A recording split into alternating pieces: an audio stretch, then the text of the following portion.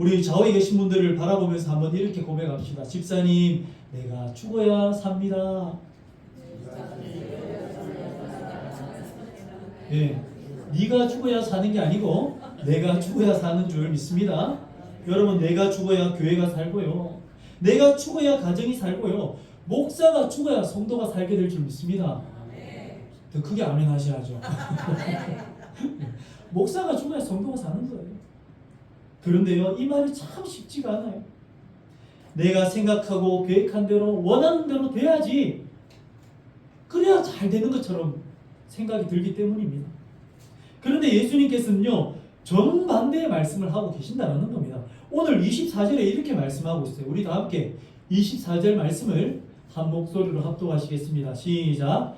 내가 진실로 진실로 너에게 이르노니 한 알의 밀이 땅에 떨어져 죽지 아니하면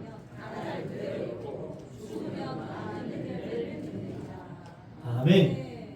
여러분, 이것이 바로 복음의 역설입니다. 죽어야 산다는 거예요. 죽어야 삽니다.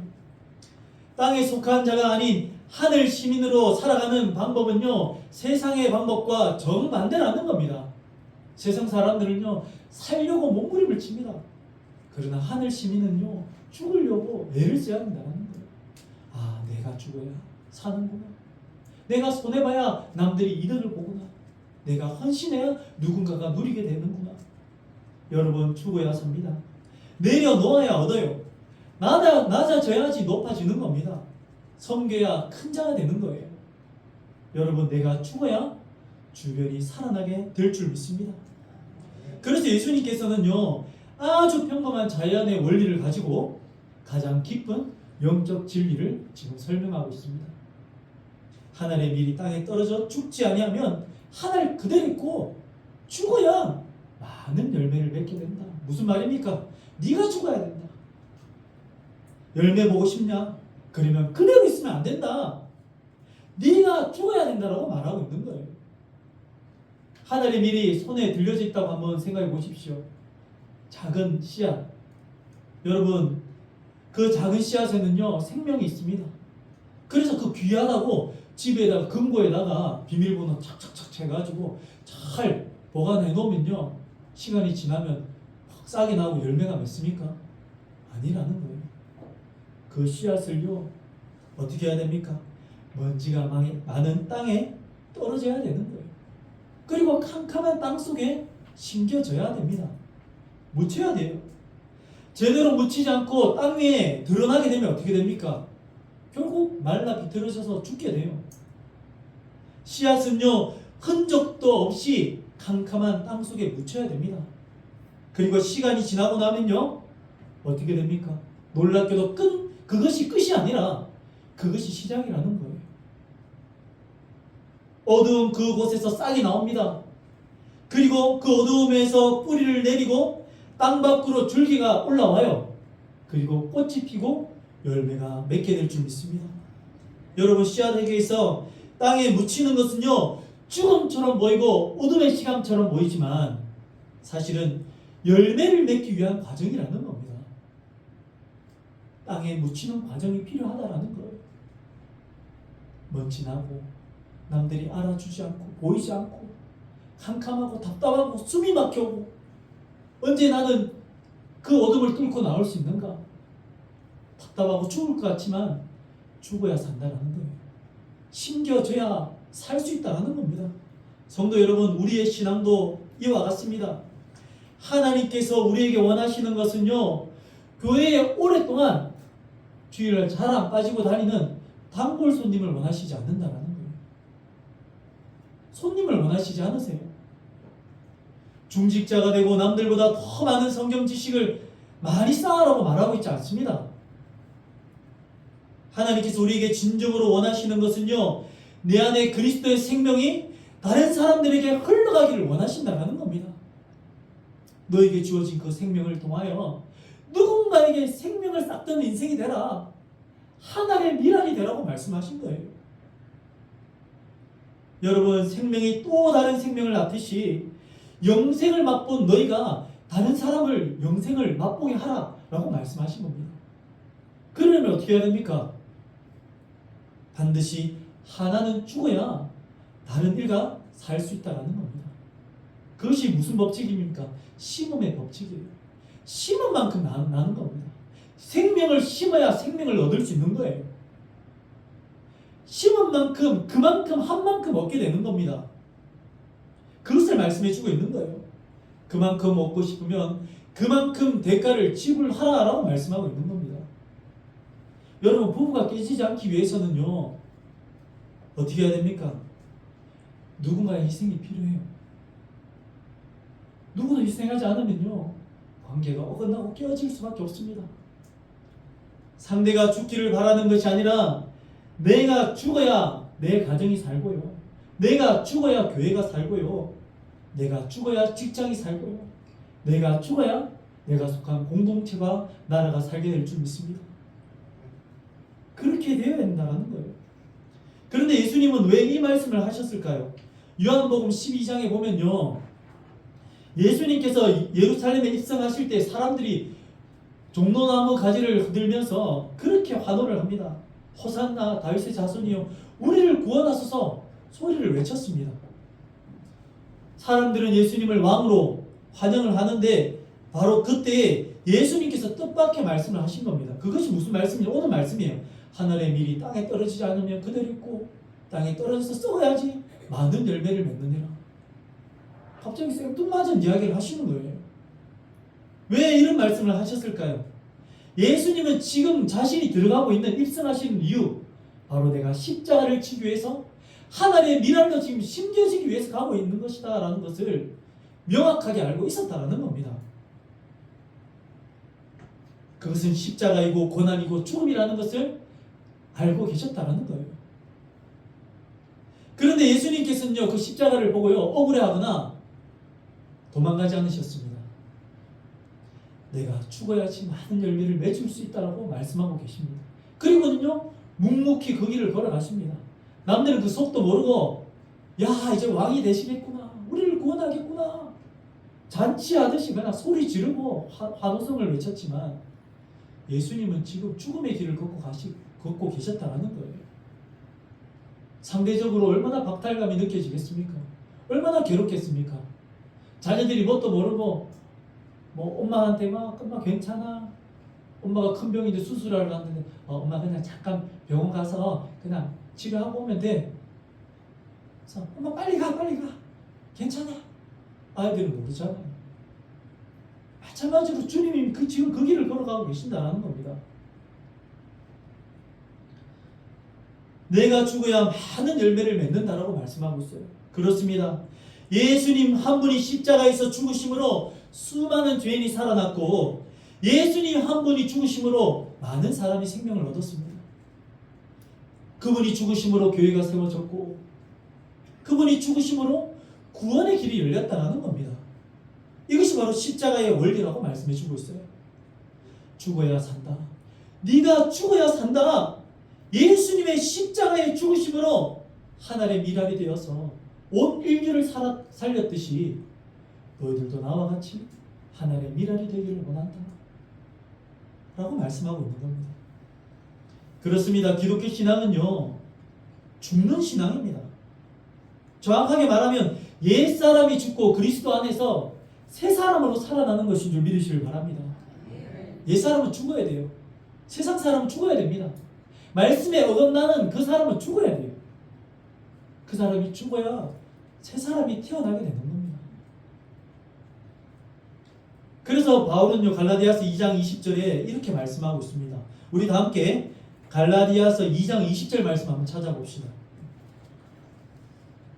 참 중요한 말씀인데요, 바울이 어떻게 말하고 있는가? 갈라디아서 2장 20절 말씀,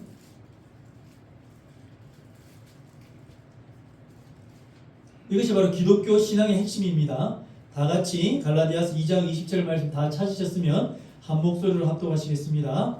내가 그리스도와 함께 십자가에 못 박혔나니 그런즉 이제는 내가 사는 것이 아니요 오직 내 안에 그리스도께서 사시는 것이라. 이제 내가 육체 가운데 사는 것은 나를 사랑하사 나를 위하여 자기 자신을 버리신 하나님의 아들을 믿는 믿음 안에서 사는 것이라. 아멘. 이것이 바로 기독교 신앙의 핵심이라는 겁니다. 나는 이미 그리스도와 함께 십자가에 못 박혀 죽었습니다. 내 인생 내 건 아닙니다. 주님, 내 인생 주님 위해서 사용하여 주시옵소서. 주님이 원하시는 삶을 살겠습니다. 이것이 바로 내가 죽고 사는 방법이라는 거예요. 여러분, 내 고집이 죽어야 됩니다. 내 자존심이, 내 욕심이 죽어야 된다는 거예요. 내 혈기가, 내 미움이, 내 판단이 죽어야 합니다.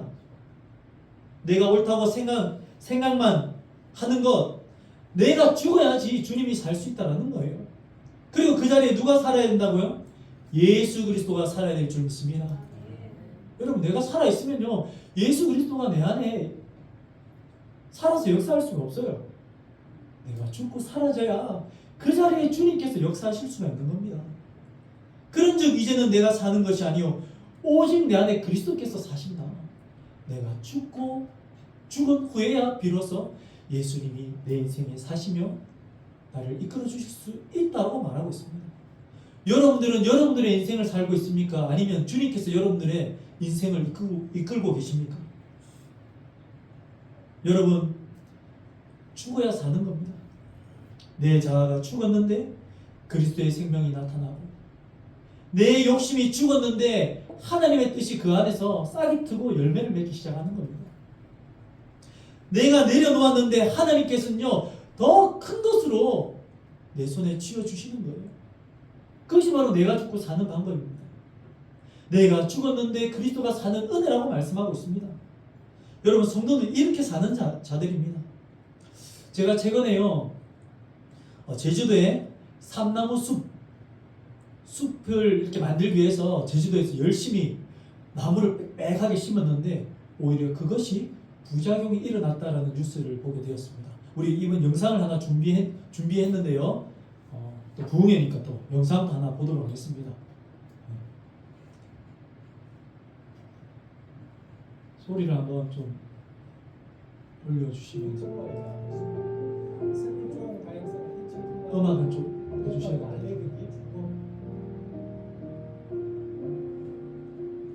아마 다른 영상 하나가 지금 음악 켜져 있는 것 같은데 화면 나가서 다른 데 켜져 있는 음악 꺼주시고요. 외래종인 삼나무를 저희 보유의 소리 좀 올려주세요. 위해 대대적인 정비가 필요하다는 지적입니다. 최영석 기자의 보도입니다. 세계자연유산 검은오름 식생정비구역의 모습입니다. 인공 조림된 삼나무를 베어냈더니 제주 고유의 자연식생으로 회복됐습니다. 세계유산본부는 효과가 입증됨에 따라 내년부터는 간벌이 이루어지지 않은 유산지구 전체로 사업을 진행해 나갈 계획입니다. 장기적으로는 삼나무라든지 편백과 같은 인공 조림이 완전히 제거되고 전체적으로 삼나무가 없는 검은 누름의 고유한 제주의 숲으로 변화시키는 것이 최종 목표다, 이렇게 말할 수 있습니다. 이처럼 과거 감귤원 방풍림 조성이나 산림 녹화의 목적으로 심어진 삼나무가 이제는 골칫덩이로 전락하면서 정비가 시급하다는 전문가들의 의견입니다. 우선 조림에만 치중했던 나머지 빼곡히 자라나 다른 식물의 성장을 방해하는 등 생태계 다양성을 해치는 것으로 알려지고 있습니다. 현재 전체 식재 면적의 92.4%에 해당하는 4천여 헥타르의 산림이 과밀로 구분돼 관리가 필요한 상황입니다. 삼나무림의 밀도는 헥타르당 1635그루로 적정 기준보다 2배 정도 높은 것으로 조사됐습니다. 현재 수령은 거의 40년 이상이지만 그동안 전혀 관리가 이루어지지 않았기 때문입니다. 또한 삼나무는 꽃가루 알레르기를 일으키는 등 환경성 질환의 주범으로 지목되고 있습니다. 삼나무의 원산지인 일본에서는 일기예보 사이트에 꽃가루 비산 정보를 발표할 정도입니다. 건강한 숲을 유지시키지 못하는 요인으로 작용하고 있는 셈입니다. 이런 이유로 삼나무는 1995년 이후로 조림 수종에서 제외되기도 했습니다. 어쨌든 전체적인 그 맥락은 삼나무 지금 조림지인 경우는 제주도 전체적으로 숲의 관리가 굉장히 중요한 시점이다라는 것은 분명하다, 이렇게 말할 수 있죠. 근래 들어 감귤 농가에서는 삼나무로 인한 피해가 많아 반풍수 정비 사업이 활발히 진행되고 있습니다.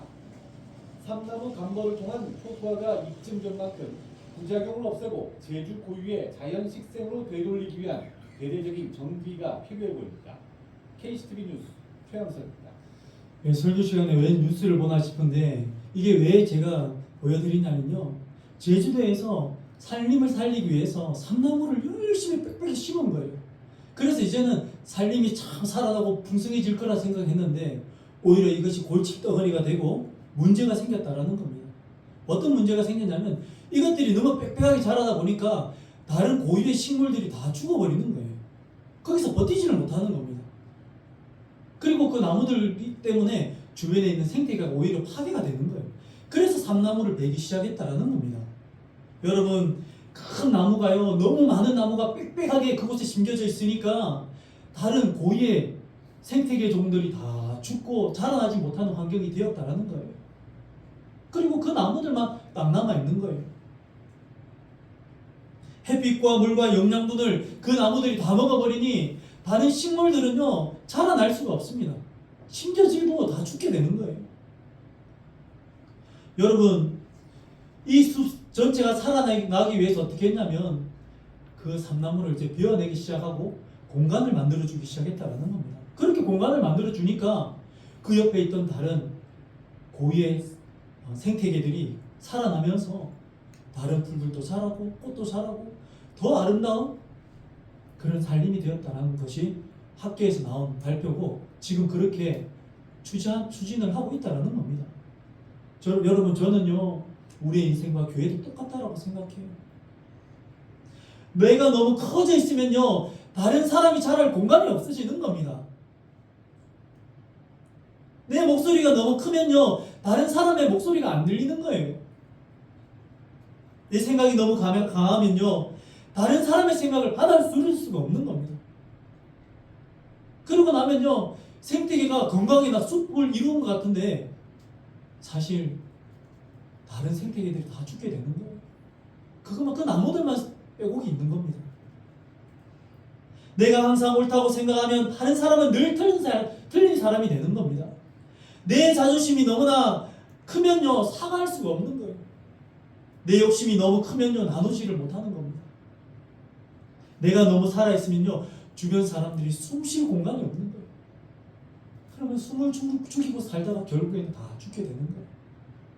그럼 삼나무가 남아있는 거예요. 여러분, 나라도 그렇고 어떤 공동체도 그렇고 가정도 마찬가지입니다. 내가 삼나무가 되어서 내가 빽빽히 내가 그 안에 가득 차게 되면요 결국 다른 사람은 숨도 못 쉬고 빈 공간이 없으면요 결국 나만 남아있는 거예요. 그래서 하나님께서는 때로는 우리를 가지치게 하신다는 겁니다. 왜요? 살려야 되니까. 때로는 우리의 자존심을 끊고 때로는 우리의 계획을 내려놓게 하신다는 겁니다. 더 좋은 환경을 맺게 하시기 위해서 가지도 치시고 빈 공간도 만드시고 새로운 사람이 와서 잘 버무려져서 더 풍성하고 아름다운 그런 환경이 되도록 하나님 보시기에 정말 좋은 환경이 되도록 만들어 가신다는 거예요. 근데 우리는 그 순간만 보면요 아이고 나무 이렇게 힘들게 잘 키워놨는데 그때 이게 허물판이라서 힘들게 나무 심어놨는데 그걸 또 다 잘라내고 지금 그러면 안 되는 대로 걱정하잖아요. 근데 주님이 잘라내시면요 다 계획이 있는 줄 믿으시길 바랍니다. 우리는 아무 생각 없이 행동하지만 주님은요 다 계획 속에서 더 좋은 그림을 가지고 계신다는 거예요. 그래서 때로는 우리를 깨트리시기도 하시는 거예요. 어제 말씀과 같이 우리를 때로는 깨트려서 때로는 다시금 붙여서 더 좋은 걸작품으로 만들기도 하신다는 거예요. 깨지는 순간은 아이고 내가 깨졌네, 박살났네, 내 인생 끝났네 싶은데 주님이 딱 만져서 딱 회복시켜주니까 작품이 되는 겁니다. 이전에는 그릇이었다면 주님이 손대고 금, 은실로 팍 다시금 만져주시고 붙여주시면 그때는 작품이 되는 거예요. 죽이려고 그러시는 것이 아니라 살리시려고 그러시는 줄 믿으시길 바랍니다. 저희 아버지가 합천 3일교회에서 40년 동안 목회를 하셨거든요. 30살에 안수를 받으시고 그리고는 이렇게 그냥 건강을 위해서 뭐 산보도 하고 좀 다니시다가 벼락 맞은 나무를 보신 거예요. 항상 다니는 곳에 벼락 맞은 큰 나무를 보셨어요. 예전에는요 그 나무만 있었는데 벼락 맞아서 그 나무가 죽고 나니까 그 옆에 보니까 식물들이 막 자라나기 시작하는 거예요. 왜요? 그때는 큰 나무가 영양분을 물도 다 빨아먹고 영양분도 다 빨아먹고 그늘이 져 있으니까 식물들이 햇볕을 못 보고 못 자라고 있다가 그 큰 나무가 벼락 맞아가지고 그냥 다 죽어버리니까 그 옆에 생태계들이 실제로 살아나는 것을 보았다는 겁니다. 그리고는 새로운 식물들이 자라나고 그것이 더 좋아지는 것을 보고는 아버지가 그런 생각을 했대요. 우리 교회가 살고 성도가 살기 위해서는 내가 벼락을 맞아야 되겠구나. 내가 벼락을 맞아야 된다. 주여 나한테 벼락을 내려주시옵소서. 그렇게 기도하셨대요. 그런 영적인 교훈을 얻었답니다. 목사가 꼿꼿하게 서가지고 그렇게 있으면 아 성도들이 잘할 수가 없겠구나. 내가 벼락 맞아야 된다. 그런 이야기를 하시더라고요. 예전에 그런 이야기 들을 때 그런갑다 생각했는데 제가 담임 목회를 해보니 이전에 아버지가 하셨던 그 이야기가 생각이 나는 거예요. 주님, 제가 벼락을 맞아야 됩니다. 제가 깨지고 먼저 죽어야 됩니다. 내 고집이 죽고 내 자존심이 죽고 내 혈기가 더 죽어야 됩니다. 주님, 담임 목사인 제가 벼락을 맞아야 될 줄 믿습니다. 네. 네. 벼락을 맞아야 된다는 거예요. 여러분, 그게 성경의 원리 아닙니까? 주님도 말씀하셨어요. 내가 하나님의 미래에 대해서 썩어서 죽어야 된다. 내가 죽어야 너희가 산다. 그 원리더라고요. 내가 주님 앞에 철저하게 낮아지고 죽어져야, 엎드려져야 교회가 살 수 있구나. 내가 죽고 가정이 살고 내가 죽어야 우리 교회가 사는구나 라는 것을 마음을 주시더라고요. 사실 제가 이번 부흥회 때는 19설교를 하려고 준비를 한참 하다가 빨리 그 말씀을 전하라는 마음을 주셔서 제가 2주 동안 했잖아요. 그러고 나서 또 주시는 말씀이 뭐냐면 마음이 그건 거예요. 그러면 우리는 어떻게 살아야 되는가? 식구끼리 살아가기 위해서는 어떻게 해야 되는가? 그런 말씀을 주시는데 누군가가 죽어야 식구가 유지가 될 수 있겠구나 라는 마음을 주셔서 이 말씀을 준비한 겁니다. 여러분, 가족이 온전해지기 위해서는요 누군가가 희생하고 죽어야지 그것이 유지가 되고 계속 갈 수가 있는 거예요. 식구가 유지되기 위해서는요 누군가의 수고와 희생이 필요하다라는 겁니다. 대표적으로 담임 목사가 더 엎드려져야 죽어야 된다는 것을 보여주시더라고요. 여러분, 회복은 그냥 되는 것이 아닙니다. 누군가의 희생을 통해서 만들어지는 거예요. 예수님도 그랬듯이 내가 죽어야 다른 이가 살고 내가 죽어야 비로소 그곳에 새로운 생명이 싹 뜨고 꽃이 나고 열매가 맺게 되는 것입니다. 여러분, 내가 죽어야 살아나는 부흥이 일어나게 될 줄 믿습니다. 저뿐만 아니라 여러분들 모두가 그런 마음으로 교회를 섬겨주셔야지 다른 사람이 살게 되는 거예요. 네가 죽어야 내가 살지. 저 사람을 죽이려고 하면 그 사람은 죽는 것 같지만 우리 공동체가 죽는 거예요. 공동체가 병들고 죽고 무너지면요 다 무너지는 겁니다. 부부싸움을 해도 그렇잖아요. 내가 억울하니까 내가 이겨야 되겠다. 그래서 내가 안 죽고 상대방을 죽이면요 그러면 내가 산 것 같은데 아니에요. 가정이 무너지는 순간 그냥 다 죽는 겁니다. 아내가 죽든 남편이 죽으면요 가정이 무너지는 거예요. 같이 죽는 겁니다. 같이 살기 위해서는요 누군가가 죽어야 된다는 거예요. 희생을 해야 된다는 겁니다. 여러분, 부활과 부흥의 차이점이 무엇인 줄 아십니까? 제가 말씀을 준비하다가 하나님이 탁 깨닫게 해주시더라고요. 부활은요 내가 죽고 그리스도 안에서 사는 것이 부활이라면 내가 죽고 다른 사람들이 사는 것이 부흥인 줄 믿습니다. 내가 죽고 그리스도 안에서 내가 살면 부활이라면 내가 죽고 다른 사람이 사는 것은 부흥이라는 거예요. 부흥을 원하십니까? 그러면 내가 죽어야 다른 사람이 살게 될 줄 믿습니다. 그렇습니다. 이것이 오늘 우리에게 주시는 영적인 메시지예요. 내가 죽어야 다른 사람을 살릴 수 있다는 겁니다. 내가 내려놓아야 자녀가 삽니다. 조금 양보해야 부부가 사는 거예요. 참아야 교회가 사는 겁니다. 조금 더 낮아져야지, 내가 낮아져야지 공동체가 사는 겁니다. 내 권리를 내려놓아야 누군가가 그 권리를 누리게 되고 이득을 보게 되는 거예요. 내가 내 것을 챙기면 남들은 줄어들게 되는 겁니다. 성도는 살리는 사람이 되어야 될 줄 믿습니다. 밉상, 진상, 화상이 아니라 여러분 곱상, 인상, 웃상이 되어야 될 줄 믿습니다. 저를 따라합니다. 밉상, 진상, 화상. 화상이 아니라 곱상, 인상, 웃상이 됩시다.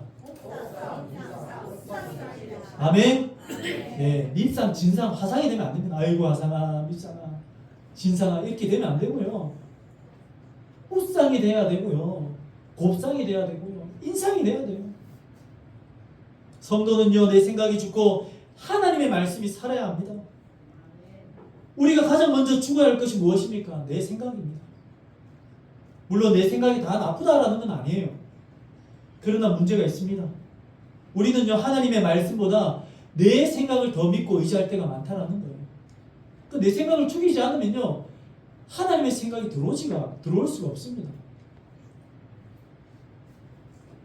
여러분, 내 생각과 말씀이 충돌할 때 어떻게 해야 됩니까? 말씀이 이겨야 됩니다. 내 감정과 말씀이 부딪힐 때 어떻게 해야 됩니까? 말씀이 이겨야 되는 거예요. 내 자존심과 말씀이 부딪힐 때 말씀이 이겨야 된다는 겁니다. 내 계획과 하나님의 뜻이 충돌할 때 하나님의 뜻이 이겨야 될 줄 믿습니다. 그것이 바로 내가 죽는 거예요. 하나님 내 생각은, 하나님 내 자존심은, 내 감정은, 하나님 나는 이해가 안 되는데요. 그러나 하나님의 뜻이라면 그렇게 하겠습니다. 내가 죽어야 하나님의 뜻이 하는 거예요. 이것이 바로 내가 죽는 신앙입니다. 여러분, 어제 제가 붕해가 끝나고 나서 목사님과 함께 진해로도 잠깐 걷기 위해서 나갔거든요. 그래서 목사님 여기 참 좋다고. 그래서 CU 앞에 딱 차를 딱 내렸는데 꾸릉내가 엄청 나는 거예요. 이거 차를 잘못했다. 그리고 그 하수구 냄새가 엄청 나더라고요. 그래서 옆으로서 좀 걷자고 여기 참 좋다고 해서 걷는데 너무 더운 거예요. 그러더니 가자 그러더라고요. 그렇게 이제 가서 이제 숙소에 가서 또 과자도 뭐 좀 편의점 사서 먹으면서, 그리고 어제 이야기를 또 나누고 말씀 이야기를 좀 나누는 가운데, 여러분 킨츠 크로이 어제 말씀 생각나시죠? 깨진 도자기를 붙이는 이런 방법인데, 하나님께서 우리 깨진 인생을 아름답게 더 멋지게 만들어 가시잖아요. 제가 이전에 진주교회에서 이런 서울대 도자기 공예과를 나오신 분이 있는데, 그분이 이런 일을 하셨어요. 도자기를 깨가지고 다시 붙여서 작품 전시회를 하시는 분이었습니다. 사천에서 단독 전시회도 하고 하시는 분이었어요. 그리고 그거 가지고 미국까지 갔다가 다시 한국에 와서 그 일을 하시더라고요. 10몇 년째 그 일을 하고 있어요. 그럼 주변에 있는 친구들이, 야, 여러 가지 도자기 만드는 방법도 많은데 왜 하필 그 힘든 일을 하고 있느냐? 아니, 도자기 멋지게 이쁘게 딱 만들어가지고 그렇게 해서 전시하면 되는데 그렇게 힘들게 잘 만들어가지고 또 깨가지고 쪼개진 거 또 붙이고, 그럼 뭘로 그렇게 힘들게 그런 일을 하고 있느냐? 한 번 만드는 것도 힘든데 깨가지고 붙이는 거는 더 힘들거든요. 깨가지고 붙이는 게 더 힘들어요.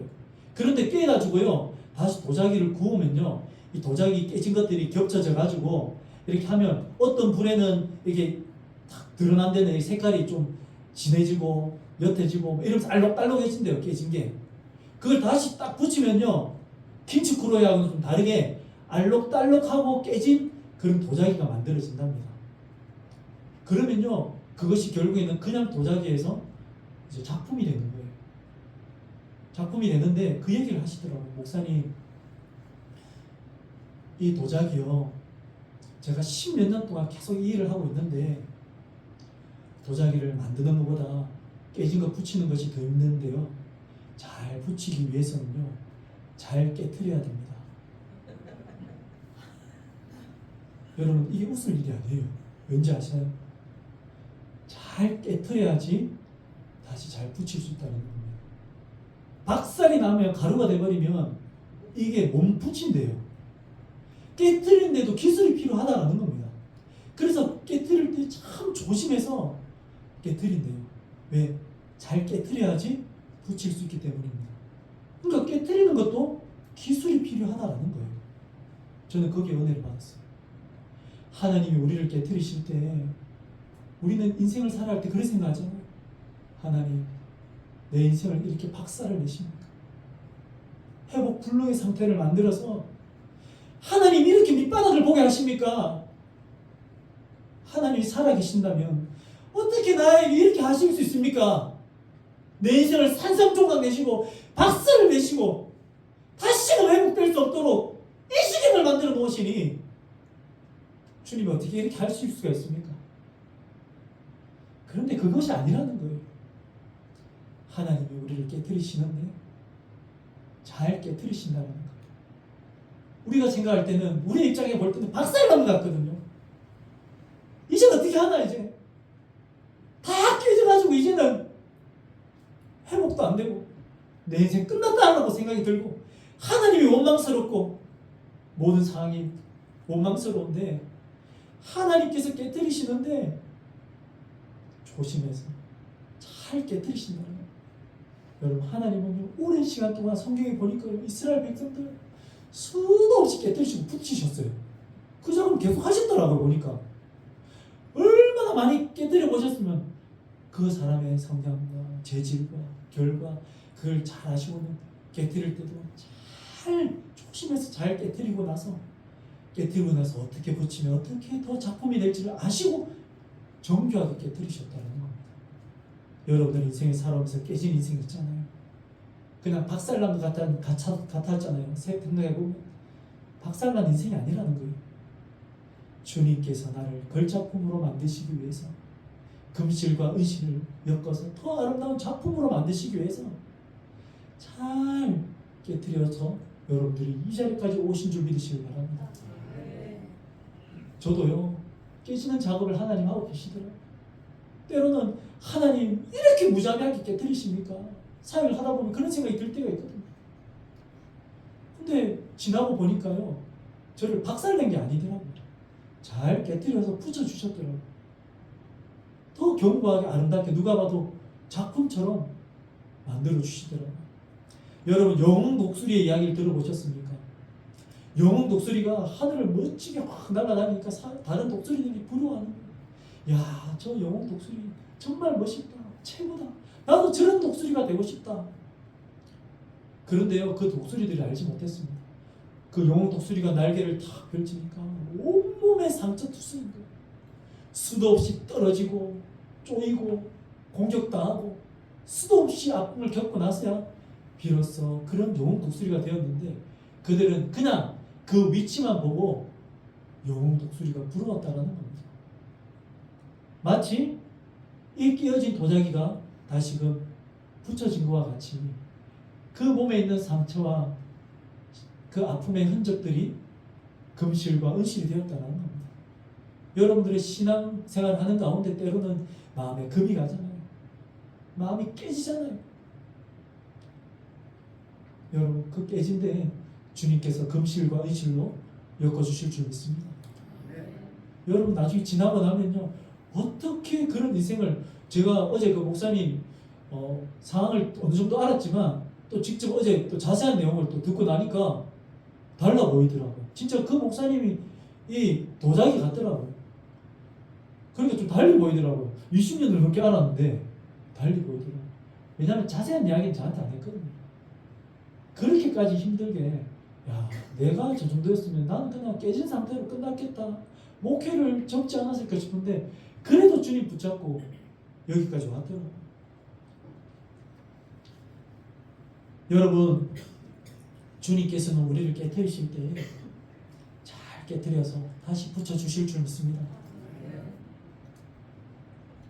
주님께서 어떻게 잘 우리를 깨뜨리시는가? 말씀으로 깨뜨리신 줄 믿으시길 바랍니다. 말씀의 망치로 톡 쳐서 너 여기 좀 깨져야 되겠다.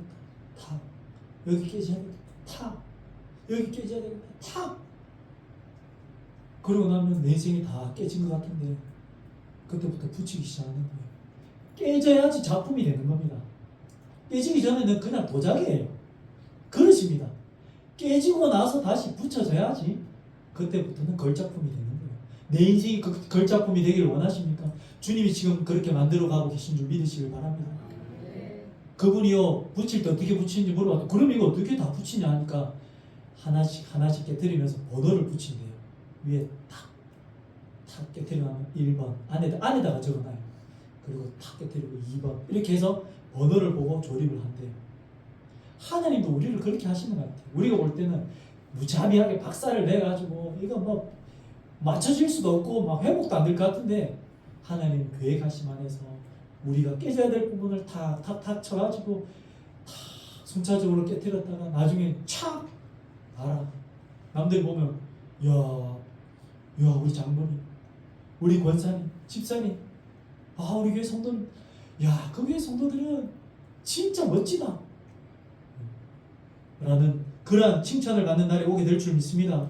여러분 저는요 주님께서 우리를 그렇게 만들어 가신다고 생각해요. 혹시 지금 내 인생이 박살나고 깨지고 부서진 것 같아 하나님이 원망스럽고 회복 불능의 상태라고 생각이 되십니까? 아니라는 겁니다. 여러분 깨져야지 다시 작품이 되고 살아나게 될 줄 믿습니다. 이게 무슨 말입니까? 죽어야 산다라는 말 아닙니까? 여러분 향유 옥합을 깨뜨린 마리아 이야기를 아시지 않습니까? 300데나리온이나 되는 그 옥합을 깨뜨렸습니다. 예수님 앞에서. 다시 말하면 자신의 인생을 깨뜨린 거예요. 자신의 인생을 그 앞에서 다 깨뜨리고 박살을 낸 겁니다. 무슨 말입니까? 내 인생 끝났다라는 겁니다. 그런데 그녀는요 자기의 인생을 깨뜨리고 죽었다라는 표현으로 깨뜨려 버렸어요. 나는 죽었습니다. 그런데 죽은 것이 아니에요. 지금까지 기록이 되어서 지금까지 성도들에게 이 여인이 전해지고 있지 않습니까? 여러분 300데나리온은요 1년치 연봉이에요. 여러분 1년치 연봉이라는 건 안 쓴 돈 연봉이니까 그걸 조금씩 모은다면 10년도 더 모아야 되는 거예요. 뭐 지금으로 가치로 따지면 1년 치면 한 3천만 원 되잖아요. 여러분 3천만 원 모으기 위해서는요 일반인들은요 1년 동안 안 먹고 모을 수는 없잖아요. 그러면 결국 한 10년 20년 모아야 되는 거예요. 그러니까 인생을 완전히 깨뜨렸다는 겁니다. 주를 위해서 지금 내가 그 앞에 죽었다는 거예요. 여러분 그런데 우리는 왜 깨뜨리지 못합니까? 왜 못 죽습니까? 깨지면 못 살아날 것 같으니까. 진짜 깨지면 끝날 것 같으니까. 그래서 못 깨뜨리는 거예요. 못 죽는 겁니다. 평생을 소중하게 여기며 살아왔던 그것이 깨지는 순간 내 인생도 끝났다. 이제 죽었다. 이제 소망이 없다라고 생각하기 때문에 못 깨지는 거예요. 못 죽는 겁니다. 그런데 마리아는요 주님 앞에서 죽는 것을 선택했습니다. 그래서 다 깨뜨려 버렸어요. 주님 내가 결혼하려고 모아놨던 내 미래 다 깨뜨렸습니다. 주님 나는 이제 미래가 없습니다. 주님이 내 미래입니다. 난 죽었습니다. 주님 앞에서. 이제 주님이 살게 해주십시오. 주님 앞에 인생을 다 맡긴 거예요. 여러분 이것이 바로 죽는 신앙이에요. 내가 깨지고 죽어야 합니다. 그래야 살 수 있는 거예요. 가정에서 내가 죽어야 가정이 삽니다. 교회에서 내가 죽어야 교회가 사는 거예요. 여러분 내가 죽어야지 다른 사람이 살 수 있는 겁니다. 내가 벼락을 맞아야 되는 거예요. 그래야 다른 사람들이 살아나기 시작하고 숨을 쉬는 겁니다. 내가 내 안에 있는 그 가시를 가지치게 해야지, 나를 좀 잘라내야지 공간이 생겨 남들도 좀 숨을 쉬는 거예요. 그 남들도 좀 성장할 수 있는 겁니다. 내가 빽빽하게 그냥 자리를 차지하고 다 있으면요 공간이 없으면 남들은요 숨도 못 쉬고 자라나시고 성장할 수가 없어요. 새로운 사람이 와도 심겨지려고 해도 심겨질 수가 없는 거예요. 못 살아남는 거예요. 그러면 삼나무가 남는 겁니다. 주님 우리에게 말씀하고 있습니다. 하나님의 미랄이 되어라. 너희들이 썩어져야 된다. 너희들이 죽어야 된다. 무슨 말입니까? 우리가 썩어져 죽어야지 남들이 산다라는 겁니다. 내 뜻만을 위해서 살지 말라는 겁니다. 내 만족만을 위해서, 성공만을 위해서, 내 이름을 위해서 살지 말라는 거예요. 예수님의 이름을 위해서 살라는 겁니다. 내 이름 안 내고 예수님의 이름을 내는 것, 그것이 바로 내가 죽는 삶이에요. 주님께서 그것을 말씀하고 있는 겁니다. 여러분, 내가 죽어야 자녀가 삽니다. 내가 죽어야 직장이 삽니다. 여러분, 벼락 맞을 준비가 되셨습니까? 네, 아무도 안 되신다는데. 네. 오늘 성령의 벼락을 맞으시길 바랍니다. 여러분, 벼락하면 뭐 죽어야 된다 생각하는데 저는 그걸 성령이라고 생각해요. 성령의 벼락을 맞아야 되는 거예요. 예전에 한번 다 맞아보셨잖아요. 성령의 벼락 딱 맞는 순간 뜨거워지고 막 그러면 옛사람 죽어버려요. 예전에 그 사람 없어집니다. 새 사람이 되는 겁니다. 오늘 이 밤에 찬양하고 기도하실 때에 성령의 벼락을 맞아서 옛사람은 죽고 성령의 사람이 되어서 다시금 태어나시길 바랍니다. 그래야지 나도 살고 내 주변도 살고 가정도 살고 교회도 살고 아멘이 나와야 될 줄 믿습니다. 공동체 살고 나라가 살게 될 줄 믿습니다. 네, 기도하겠습니다. 하나님 아버지, 오늘 말씀을 통하여 내가 죽어야 우리가 사는 것을 깨달았습니다. 하늘이 미리 땅에 떨어져서 죽었을 때에 온 인류가 구원을 얻었듯이 나의 자아와 교만과 고집이 십자가 앞에서 죽게 하여 주시옵소서. 내 뜻보다 하나님의 뜻을 선택하게 하여 주시고 하나님 말씀대로 살아갈 수 있는 저희들이 되게 하여 주시옵소서. 내가 먼저 성령의 벼락을 맞아서 옛 사람이 죽고 옛 성격과 욕심과 하나님 내 자신이 죽어서 하나님의 공간을 내어주고 다른 사람들이 숨쉬고 살아갈 수 있도록 주님께서 오늘 밤에 성령의 벼락을 우리에게 내려 주시옵소서. 오늘 우리 가운데 함께하여 주실 줄 믿사오며 지금도 살아계시고 역사하시는 예수님의 이름으로 기도드리옵나이다. 아멘. 우리 시간 다 함께 찬양하기를 원하는데요. 세상을 구원하기 위해 라는 찬양인데요. 이 가사처럼 생명이 또 생명을 낳을 수 있습니다. 하나님, 우리가 심은 만큼 거두는 그 법칙을 따라서 오늘도 주님 앞에 정직하게 심을 수 있도록 도와달라고 같이 찬양하도록 하겠습니다.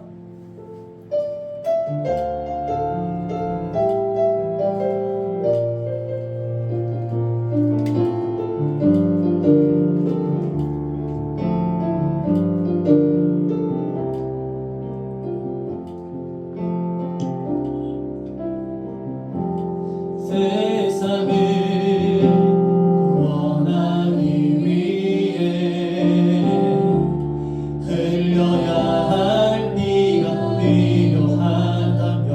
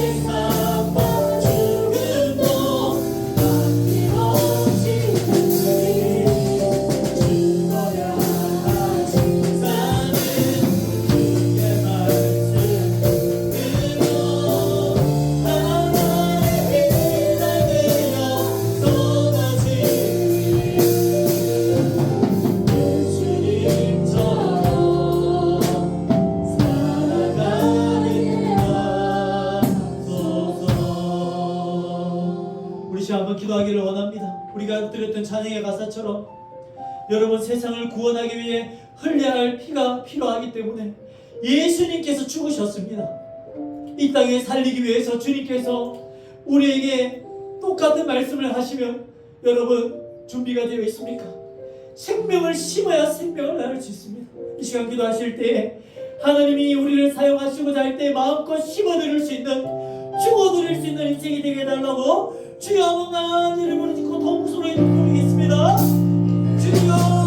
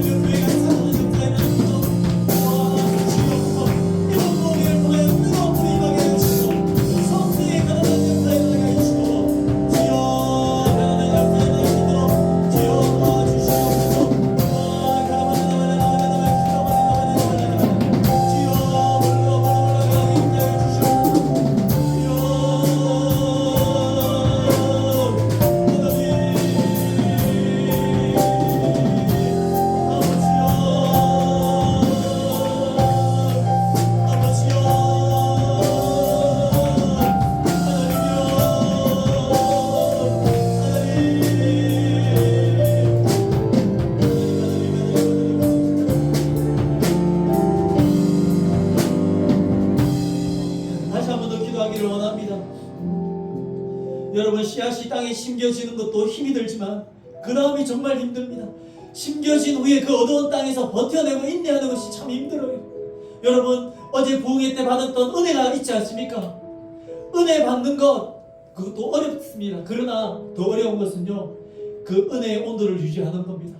여러분, 이 시간 기도하실 때 하나님 어제 받았던 그 은혜의 온도를 하나님 낮아지지 않도록 잘 유지할 수 있도록 도와주시옵소서. 땅에 묻혀서 생명을 하나님이여 맺기까지 견뎌내고 인내하고 그것을 잘 유지해야 되듯이 하나님이 어제 받았던 그 은혜의 온도를, 하나님의 신앙의 온도를 잘 유지하여서 내일까지 하나님 은혜 받게 하여 주시고, 또한 내일 은혜 받고 계속해서 하나님의 뜻대로 살아갈 수 있는 저희들이 되게 해달라고, 은혜의 온도를 잘 유지할 수 있도록 도와달라고 이 시간 주여 한번 간절히 부르시고 동소리 해드리겠습니다. 주여,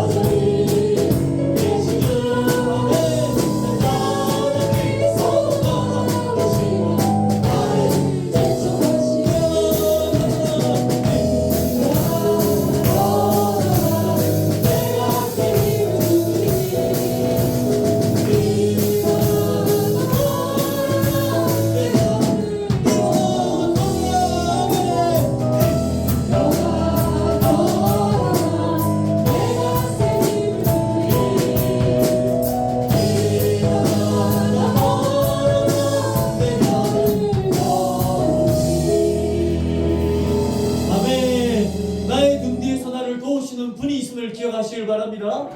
내가 깨진 것 같을지라도 주님이 잘 나를 깨주셨는 줄 믿습니다. 잘 깨뜨려서 더 좋은 작품으로 주님이 만드시고 계신 거예요. 이 시간 기도할 때에 한번 기도했으면 좋겠습니다. 하나님, 지금 너무나 힘듭니다. 깨어져서 박살난 것 같고 다시는 회복될 것 같지 않아서 너무나 두렵고 무섭지만 오늘 말씀을 믿고 붙잡고 갑니다. 하나님, 나를 좀 빨리 좀 붙여주시옵소서. 나를 회복시켜 달라고 주여 한 번만 내려 부르시고 너무 소리 드리겠습니다. 주여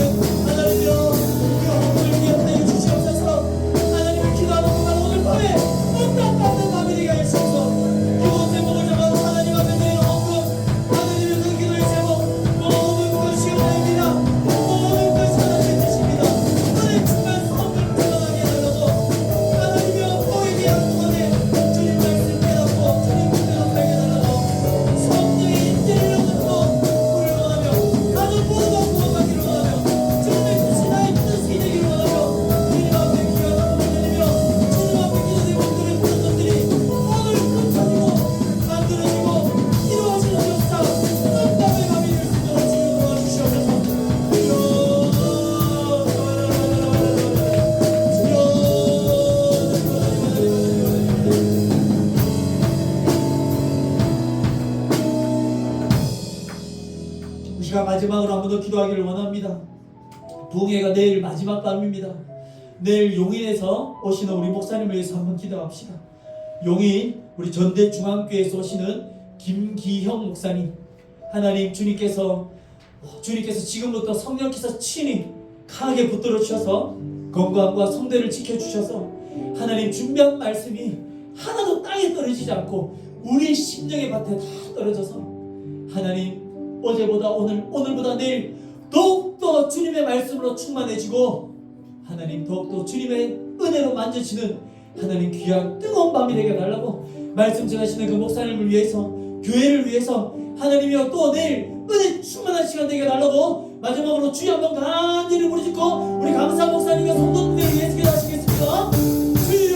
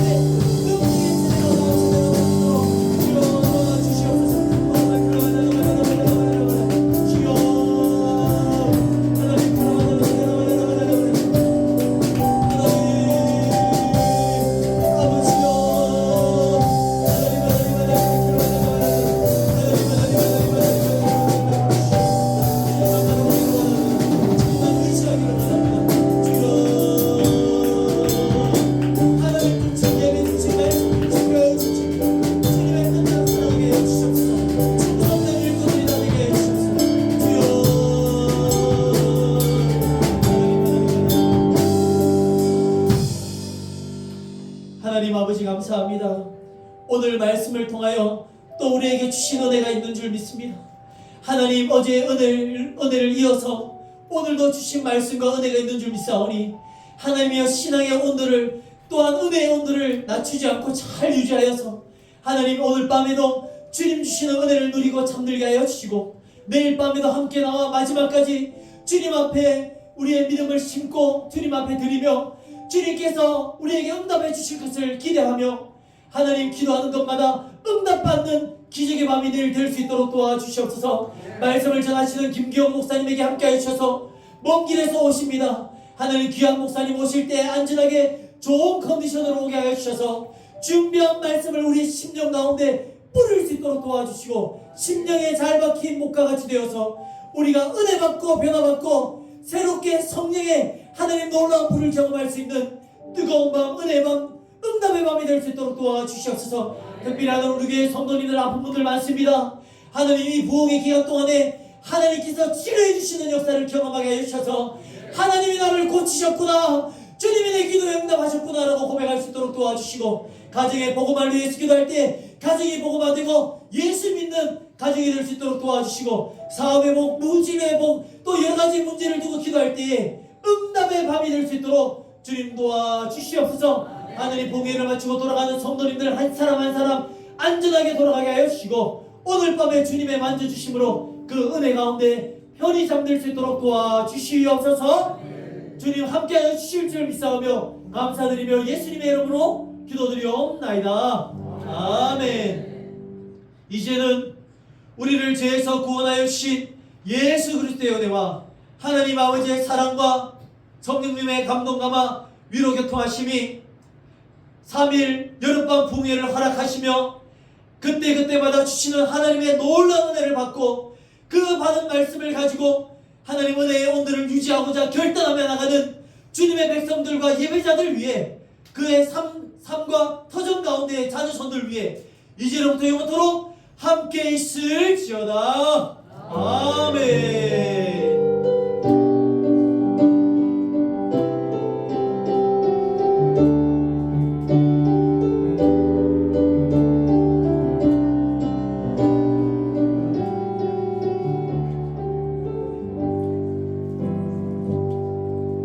둘째 날 마쳤습니다. 우리 마지막으로 인사합시다. 내일 또 봅시다. 내일 또 만납시다.